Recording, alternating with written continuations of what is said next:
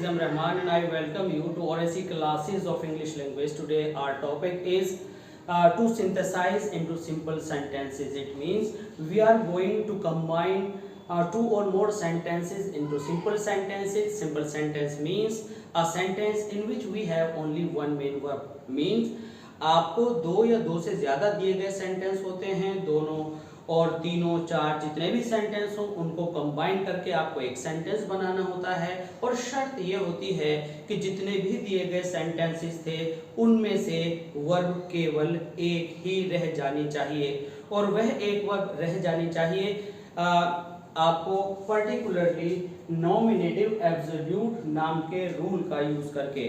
Previous classes में आपने participle, preposition plus gerund, preposition plus noun के द्वारा अभी टू और मोर देन टू सेंटेंसेस को सिंपल में कंबाइन करना सीखा था। आज हम नॉमिनेटिव एब्सोल्यूट के द्वारा टू और मोर देन टू सेंटेंसेस को कंबाइन करने सीखने वाले हैं।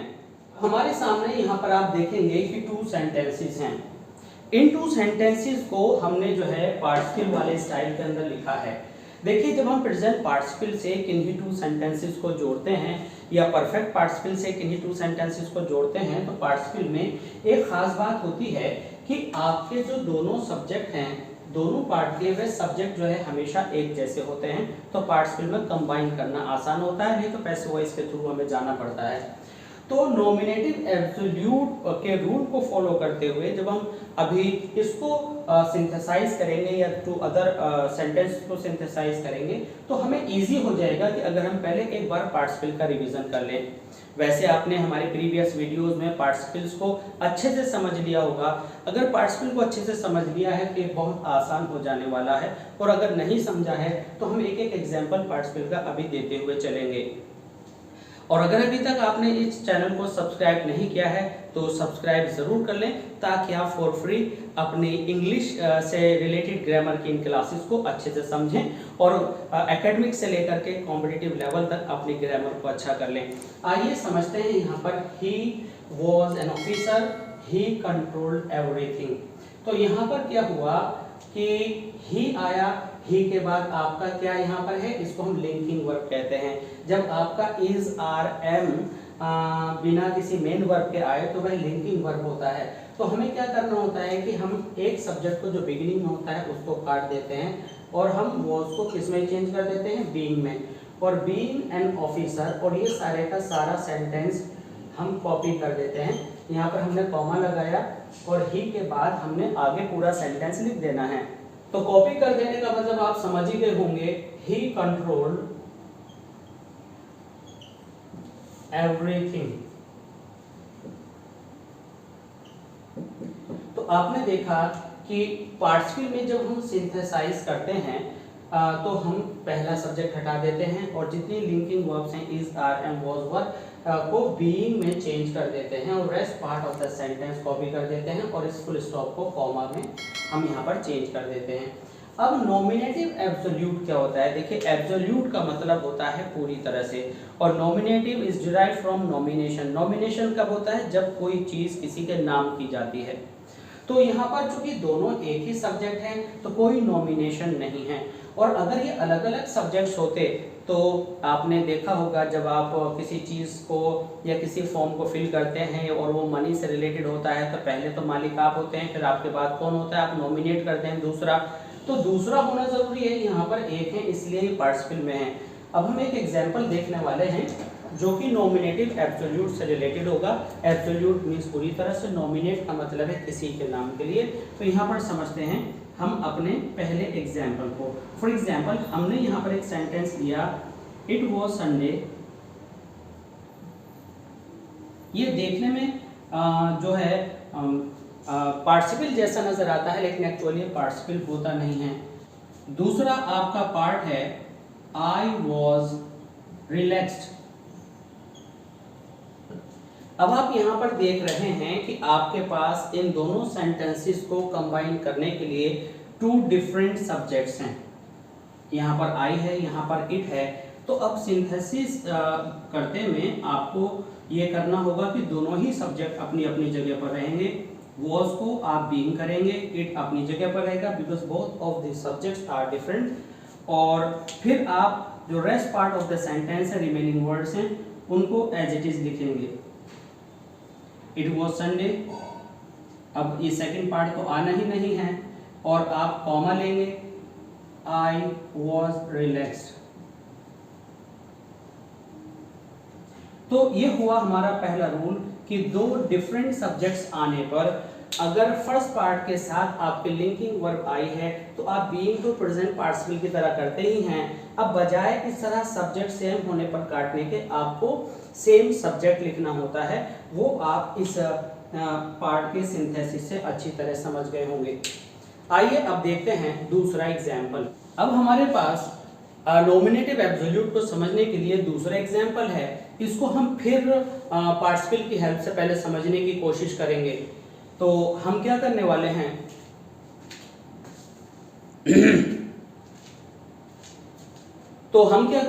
हैं कि अब हमारे यहाँ पर सब्जेक्ट्स फिर मैच कर रहे हैं।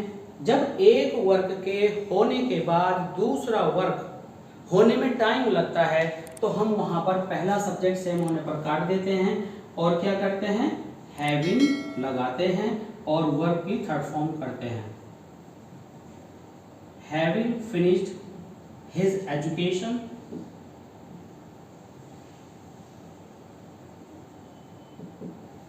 अब ये वाला पार्ट आप एज इट इज यहाँ पर पूरा कॉपी करेंगे after full stop. He went to England,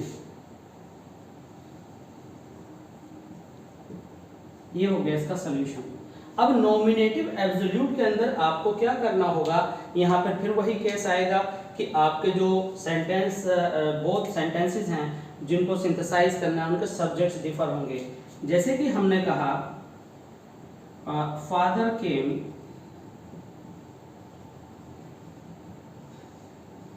I got surprised, father came I got surprised. तो ये हमारा जो है अब इससे रिलेटेड एग्जाम्पल है, आइए इसको देखते हैं। तो ये हमारा पहला सेंटेंस है, ये हमारा सेकंड सेंटेंस है। तो दोनों को हमें सिंथेसाइज करना है। सिंथेसाइज कैसे करना है आप यहाँ पर इसको अच्छी तरह से समझेंगे। यहाँ पर जो हमारा सब्जेक्ट है पहले वाले में फादर, वो इस आई से डिफरेंट है। तो हमने पार्टिसिपल के अंदर सीखा था जब हमारा क्विक एक्शन होता है, एक एक्शन के होते ही दूसरा एक्शन हो जाता है और बीच में बहुत कम टाइम इंटरवल होता है, तो वहाँ पर हम आईएनजी लगाते हैं। लेकिन जब टाइम इंटरवल ज़्यादा होता है तो वहाँ पर क्या करते हैं कि हैविंग के साथ थर्ड फॉर्म करते हैं। अब आप कहेंगे कि फादर जब आएंगे तो हम तो तुरंत सरप्राइज हो जाएंगे, तो यहाँ तो आईएनजी लगना चाहिए।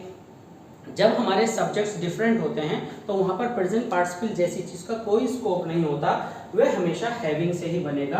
कब, जब आपके सब्जेक्ट्स डिफरेंट हों। तो आप लिखेंगे फादर हैविंग, और हैविंग के साथ केम की थर्ड फॉर्म कम आएगी, father having come.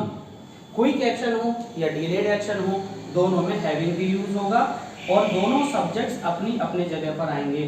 I got surprised,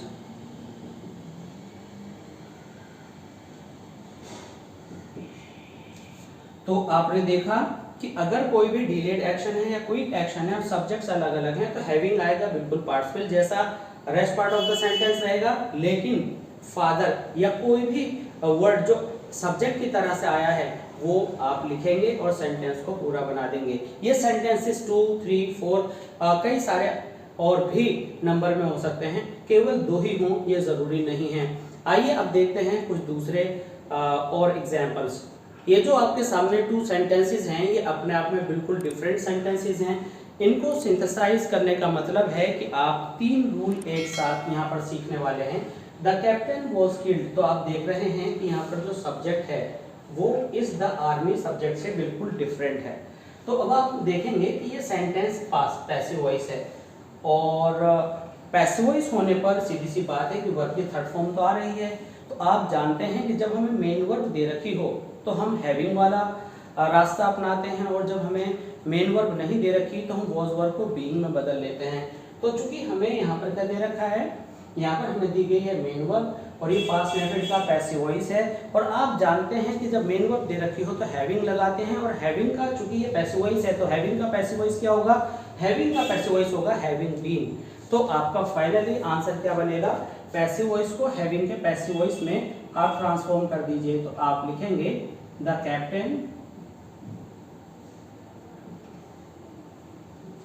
captain having. पिछले सेंटेंस में आपने देखा था कि हैविंग लगा था because that was in active voice. This sentence is given in passive voice, that's why you will change it with been, having been killed, and the second sentence will be the second part of this sentence, and you will write the army fled away.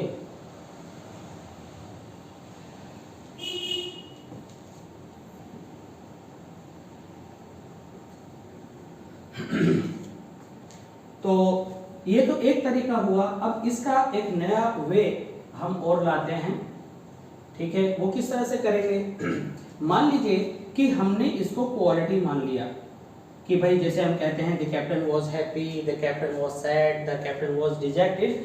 तो कई बार जो quality होती है third form में क्या होती है, past participle का काम करती है। और तो हम क्या करेंगे कि वो उसको बीइंग मान लेंगे, और थर्ड फॉर्म जो कि पास्ट पार्टिसिपल, कभी कभी थर्ड फॉर्म विशेषता का काम करती है, जैसे he is a retired teacher. तो रिटायर्ड जो है टीचर की क्वालिटी हुई, जबकि अपने आप में वर्ब की थर्ड फॉर्म है। तो यहाँ पर हम इसको इस तरह से भी बना सकते हैं। आप एग्जामिनेशन में कोई सा भी इसका फॉर्मेट ले सकते हैं। और अगर आप कॉम्पिटिटिव एग्जामिनेशन की तैयारी कर रहे हैं तो ऑलवेज रिमेंबर कि all these three that I am going to write will be appropriate. The captain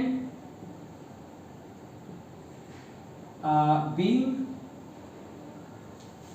killed, ठीक है, हम यहाँ तक आ गए। और द आर्मी से लेकर के आप पूरा सेंटेंस सेम कॉपी कर देंगे, ये वाला सारा part the army fled away पूरा आप यहाँ पर कॉपी कर देंगे। अब हम यहाँ पर जो इन दोनों सेंटेंसेस को थर्ड सेंटेंस में सिंथेसाइज करना चाहते थे, तो इसमें एक इम्पोर्टेंट बात आपको ध्यान रखनी है।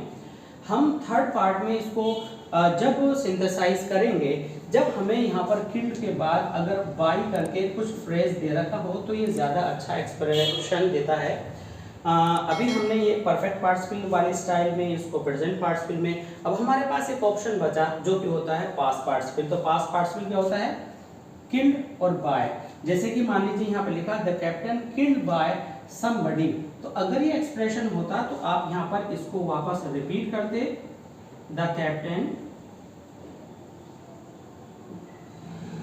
ठीक है। अब यहाँ पर क्या हमने किया, वॉज हटा दिया और पास्ट पार्टिसिपल के वर्ड किल्ड को ले लिया। द कैप्टन किल्ड बाय जो भी हो, उसके बाद द आर्मी फ्लेड अवे। इस तरह से आप लिखेंगे। लेकिन अगर आपको ये एक्सप्रेशन ना हो तो आपके एग्जामिनेशन के अंदर आता है, जब आपका एग्जाम सब्जेक्टिव होता है तो आपको वो आंसर लिखना है जो इन दोनों में से एक हो।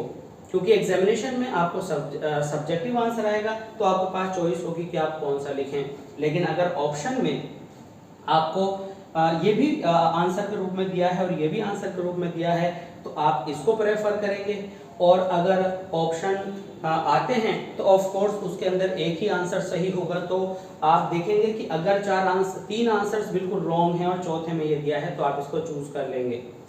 तो आज हमारा ये पार्ट 5 जो कि सिंथेसिस पर बेस्ड था और सिंपल सेंटेंसेस को लेकर के था, इसके दूसरे पार्ट्स अभी बचे हुए हैं। इन सारे पार्ट्स को देखने के लिए आप प्लीज सब्सक्राइब कीजिए हमारे चैनल और ऐसी क्लासेस ऑफ इंग्लिश लैंग्वेज को, और अपना कोर्स फॉर फ्री बिल्कुल किसी कॉस्ट के बिना आप पूरा कर सकते हैं। आप हमारे चैनल पर वोकैबुलरी लर्न करने के इजी मेथड्स को अपना करके वोकैबुलरी बड़े अच्छे से लर्न कर सकते हैं, लिटरेचर की स्टडी कर सकते हैं, और किसी भी तरह की इंग्लिश स्पोकन में आपको कोई परेशानी आने वाली नहीं है। तो stay connected and please like, share and comment. अपनी सारी प्रॉब्लम्स आप कमेंट में लिख सकते हैं। कमेंट सेक्शन के थ्रू आपकी सारी प्रॉब्लम्स का रेक्टिफिकेशन और सोल्यूशन हम देने की कोशिश करेंगे। तो thanks for being with us, thanks a lot.